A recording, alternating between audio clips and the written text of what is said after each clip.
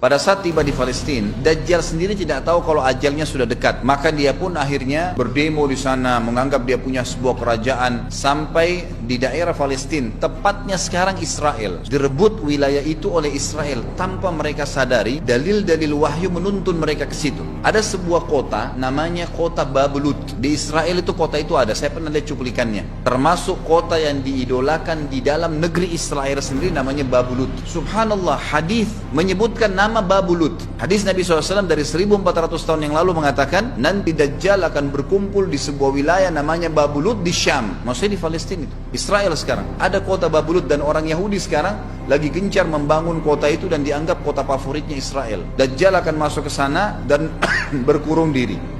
Keluar dari kota Madinah satu orang yang namanya seperti namanya Nabi Muhammad SAW, Muhammad bin Abdullah, dan dia dari turunan Nabi SAW juga. Kata Nabi SAW, akan keluar nanti seseorang dari kota Madinah, dari keturunanku yang namanya seperti namaku, Muhammad bin Abdullah. Juga sama posternya, parasnya seperti aku, sama dengan Nabi SAW, persis alisnya, rambutnya, kulitnya dari turunan Nabi SAW, tapi dari asli kota Madinah. Sebagian ulama hadis mengatakan dari turunan Hasan radhiyallahu anhu ajmain, tapi akhlaknya bukan seperti akhlakku. Tentu tidak mungkin ada orang yang sama dengan akhlak Nabi SAW. Allah mengubah dia dalam sehari semalam. Tiba-tiba berubah menjadi orang baik dalam sehari semalam. Jadi orang faham agama. Orang-orang pun akan datang kepadanya dari masyarakat Madinah berkata, engkau adalah turunan Rasulullah SAW, pimpinlah kami berperang melawan Dajjal. Engkau adalah turunan Rasulullah SAW, pimpinlah kami berperang melawan Dajjal. Maka dia pun menolak. Dia menolak awalnya, kemudian dia menuju ke Mekah diikutin dengan 300 orang pertama dari kota Madinah. Sampai di Mekah, setelah selesai dia tawaf, maka seluruh muslimin menunjuknya sambil mengatakan engkau harus memimpin kami. Dan orang ini punya julukan Mahdi, dikenal dengan Imam Mahdi. Inilah tanda-tanda kiamat yang kedua. Setelah Dajjal keluar, buat kerusakan di muka bumi tadi selama 40 hari itu atau setahun lebih. Kemudian keluarlah tanda-tanda kiamat kedua pada saat dia sudah tiba di kota Babulut di Israel. Keluarlah si Mahdi ini. Pada saat dia tiba di Mekah, dibaiatlah oleh banyak kaum muslimin. Tidak disebutkan jumlah pasukannya. Maka terbentuklah pasukan jihad yang mengejar Dajjal menuju ke Palestina. Tanda-tanda kiamat besar yang ketiga adalah pada saat pasukan Imam Mahdi dengan pasukan jihad itu tiba di Darul Baydha namanya, kota putih yang ada menara putihnya, dan itu sekarang di negeri Syam, tepatnya di Damaskus, ibu kota Syria. Hadis menyebutkan di menara itulah, di masjid itulah Imam Mahdi mampir sholat asar bersama pasukannya. Pada saat itulah datang tanda-tanda kiamat besar yang ketiga, yaitu turunnya Nabi Isa alaihissalam. Kata Nabi SAW dalam hadis Bukhari, hadis Muslim, hadis Sahih semuanya, dikatakan Isa alaihissalam akan turun sambil memegang kedua sayapnya malaikat, dan dari rambutnya yang basah meneteskan air, dan semua muslimin waktu itu menyaksikan. Dan ini wahyu, penyampaian, pasti terjadi. Maka dia pun turun, lalu kemudian dia masuk, dan orang-orang pada saat itu mengenalnya kalau dia adalah Isa, dan mereka sudah tahu ini masanya turunnya, keluarnya Dajjal. Mahdi sudah ada, mereka tahu akan turun Isa. Sudah ada informasi seperti saya sampaikan ke Bapak Ibu sekarang, itu muslimin di zaman itu sudah tahu semua.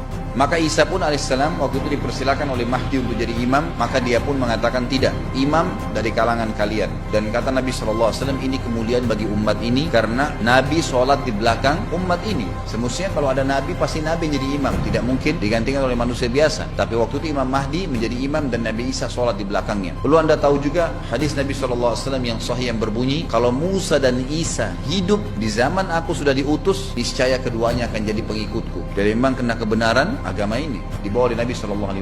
Sholatlah mereka, kemudian mereka menuju ke Palestina. 3 tanda-tanda kiamat sekaligus terjadi. Nabi Isa alaihissalam akhirnya tiba dengan pasukan mujahidin di depan pintu gerbang Babulut. Kemudian orang-orang Yahudi tidak kenal, tidak tahu Nabi Isa, tidak tahu tentang itu Mahdi. Mereka belum tahu ini. Mereka berbangga-bangga saja. Lalu mereka berkata kepada Dajjal, ada pasukan, segelintir pasukan yang mau menyerang kita. Dajjal mengatakan, bukakan pintu gerbang. Mereka tidak akan mampu melawan kita karena pasukannya mereka banyak memang. Maka Dajjal dengan sombongnya menunggu di depan pintu gerbang. Pada saat dibuka, Dajjal kaget melihat ada Isa alaihissalam. Dan pada saat itu kata Nabi SAW, Dajjal faham kalau sudah tiba ajalnya. Begitu melihat Isa alaihissalam, dia lari dan badannya sambil meleleh di depan para pengikutnya. Lalu Isa alaihissalam mengejarnya, mengatakan, wahai musuh Allah, saatnya kau akan menemui ajalmu. Ditusuklah dengan tombak emas di antara dua matanya, maksudnya di dahinya, ditusuk oleh Isa alaihissalam dan matilah Dajjal. Pada saat Dajjal mati, pengikutnya pada ketakutan semua. Mereka anggap Dajjal Tuhan, mereka anggap Dajjal orang yang perkasa lah, orang yang kebal lah, beragam macam kelebihan. Mereka kaget pada saat mati. Maka seluruh pengikut Dajjal dari kaum Yahudi akan bersebaran sembunyi di bawah batu dan pohon, di atas batu dan di bawah pohon. Semuanya batu dan pohon itu akan berbicara kepada setiap pasukan mujahidin, berkata, wahai muslim, ini Yahudi di atas saya atau di bawah saya. Batu bilang ini Yahudi yang sembunyi, yang pohon mengatakan, wahai muslim, ini Yahudi, bunuhlah dia. Maka dibunuhlah orang-orang Yahudi tersebut yang menjadi pengikut Dajjal oleh kaum muslimin, kecuali satu pohon, namanya pohon Garqad. Dan apakah Bapak Ibu sudah tahu, sekarang pemerintah Israel besar-besaran menanam pohon itu.